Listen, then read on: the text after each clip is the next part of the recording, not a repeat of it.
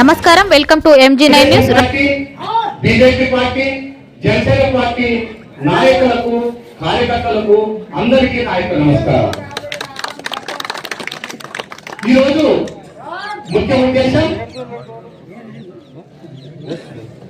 ఎప్పుడైనా గెలిచిన తర్వాత రాష్ట్రంలో ఎమ్మెల్యేలు కానీ అధికార ప్రతినిధులు కానీ ఎవ్వరు కూడా ఈ 100 రోజుల సభ పెట్టడం జరగలేదు.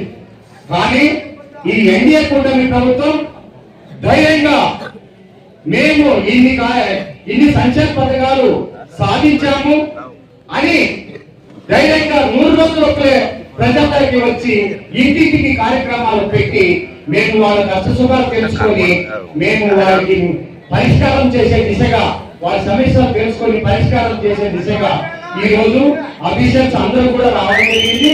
ఇక్కడ ఏమైనా సమస్యలు ఉంటే కూడా మన ఎంపీ గారి దృష్టికి మరియు మన సోదరుడు రాజేంద్ర గారి దృష్టికి తీసుకుని వస్తే మేము అందరూ కూడా ఎన్డీఏ కూటమి ప్రభుత్వం ద్వారా మీ సమస్యలను పరిష్కారం చేయడానికి మేము కృషి చేస్తాం.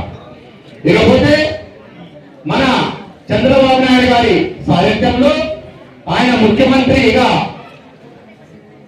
బాధ్యతలు చేపట్టినప్పుడు మన వరదలు వస్తే ప్రజలు కష్టాలు తీరేంత వరకు వరదల్లోనే ఉన్నాయా, ఏ ముఖ్యమంత్రి లేదట.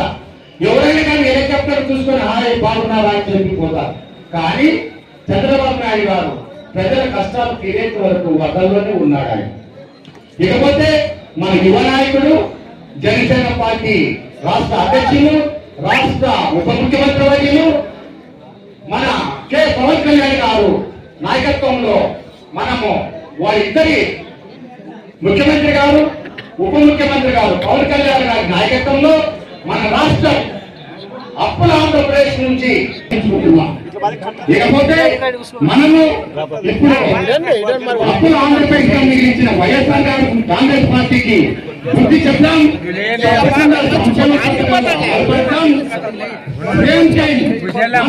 రాష్ట్రాన్ని కూడా అభివృద్ధి పరుస్తామని ఈ సభాముఖంగా జరుపుకుంటున్నాం. ఇకపోతే మన యువ నాయకులు పత్తిపాటి నాగరాజు గారు, అందరికంటే యువ నాయకులు మా సోదరుడు రాజేంద్ర గారు నాయకత్వంలో మన బీజేపీ పార్టీ ఇన్ఛార్జ్ విష్ణువా గారు, మా 3 పార్టీల కలయిక ఎన్డీఏ ప్రభుత్వం. కాబట్టి ఈ 3 పార్టీల కలయిక వచ్చేసి ఆంధ్రప్రదేశ్ లో ఉంది, కేంద్రంలో ఉంది. కాబట్టి కేంద్రంలో మనకు నిధులకు కొరత లేదు. తప్పకుండా రాష్ట్ర వ్యాప్తంగా మన అభివృద్ధి పనులకు, సంక్షేమ పథకాలకు నరేంద్ర మోదీ గారు, కేంద్ర ప్రభుత్వము తప్పకుండా మనకి సహకరిస్తారని మీ సభాముఖంగా మీ అందరికీ నేను తెలుపుకుంటున్నా.